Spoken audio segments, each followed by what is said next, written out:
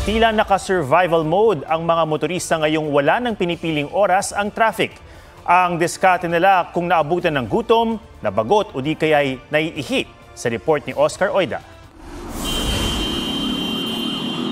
Sa traffic pa lang, animoy malalang staycation na sa kalsada ang mararanasan ngayong Kapaskuhan.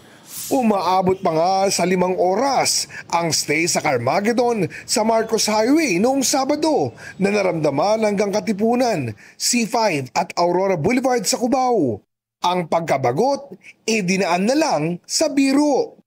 Tulad ng edited na picture ng netizen na ito, may bakbakan ni Ultraman malapit sa isang LRT station. At tila napaagaraw ang alay lakad pa Antipolo tuwing Semana Santa. Pero di na lang tuwing rush hour bumibigat ang daloy ng trapiko. Kaya ang mga motorista dapat ready. Lalo kung walang malapit na palikuran. Sa sasakyan na lang daw ang iba nagtatalikuran. Gigilid po ako, baba po ako. Tapos tatakip na lang po ako. Para makiiwas po. Hindi po na maiwasan. Masakit po sa pantog. Kaya mainam na may urinal bottle sa sasakyan o magsuot ng adult diaper para di na maabala. At least, ayan, tuloy-tuloy lang yung biyahe mo. Hindi ka na... Kasi minsan pag bote-bote, diskarte ng mga driver, mahirap din kung wala ka rin magpagtabihan sa kalsada. Pero ang mga public commuter... Tinitis ko na lang po. Wala pong choice. Bumababa po ako doon sa may pinakamalapit na kainan.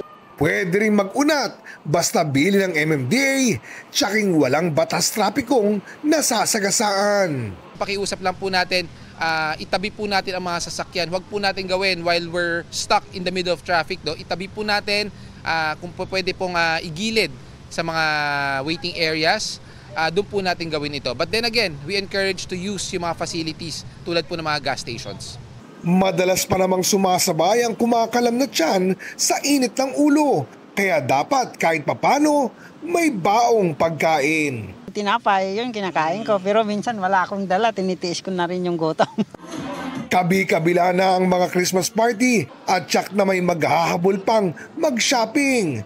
Kaya para maibsan ang traffic at di matulad nitong Sabado, nakipagpulong ang MMDA sa LGU ng Marikina, Pasig, Cainta at Antipolo para sa pagbabawas ng volume at obstruction sa Marcos Highway, pati na ang pagsasaayos ng mga U-turn slots. We will study some adjustments sa U-turn slots to harmonize yung iba't ibang oras ng mga track ban hours ng iba't ibang LGUs doon.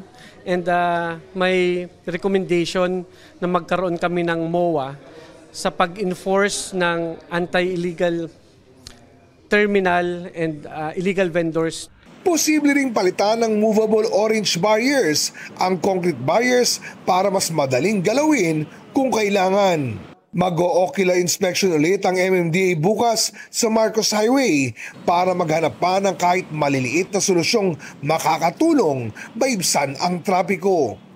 Oscar Oida, nagbabalita para sa GMA Integrated News.